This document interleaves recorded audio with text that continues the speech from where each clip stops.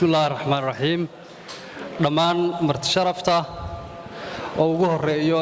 duqa magaalada Boosaaso aqoon-yahanka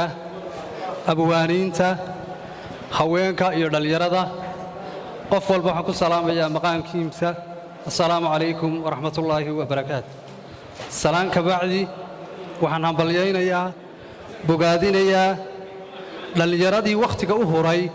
inay noo soo qaban qaabiyaan xafladatan bilan ee boqoran xafladda tani waxay daaran tahay bari buugfeer dhiirigelinta akhriska iyo qoraalka runtii tacab baa geliseen waxaan idin leeyahay hambalyo intaa kadib bulshada caalamku waxay isku dhaaftay waa inta qoomka meesha ku nool way leeg tahay heerka wax akhriskiisa iyo qoraalkiisa ka Soomaali ahaan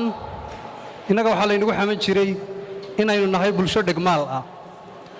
bulshada dhegmaalka ahi waxa weeyaan xog muhiim ah haday isla sheer gareeyaan in muddo ah oo kooban bay ku luntaa laakiin maanta hadaynu helay kaydka dhigaalka iyo aqoonta waxay runtii inoo noqonaysaa talaabo aynu hore u qaadnay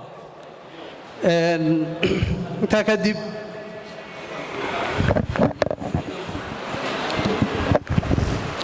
waxaan mar labaad soo dhaweynayaa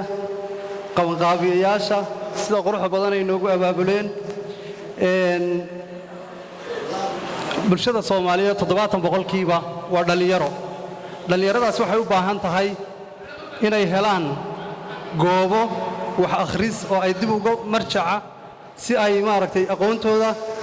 kor ugu qaadaan anigoo ku hadlaya afka shirkadda Somtel waxaanu mar walba diyaar u nahay taabagelinta iyo kor u qaadida akhriska iyo qoraalka ma aha markii ugu horeysay ee aanu ka qayb qaadano laakiin waxaanu si joogto ah uga qayb qaadanaa munaasabadaha lagu taabagelinayo kor u qaadida aqoonta iyo waxbarashada sidoo kale waxaanu ku caawinaa maadaama aqoonta inteedii badneed ay ku jirto tiknoolajiyada ama online-ka in aanu siino serviceyo u sahlaya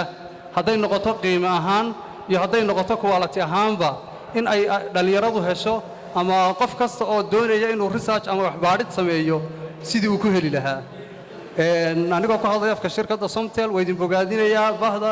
Boosaaso bari buugfeer waxaan idin leeyahay hambalyo shaqo fiican baa qabateen assalaamu calaykum waraxmatullaahi wabarakaatuh shirkadda isgaarsiinta casriga ah ee Somtel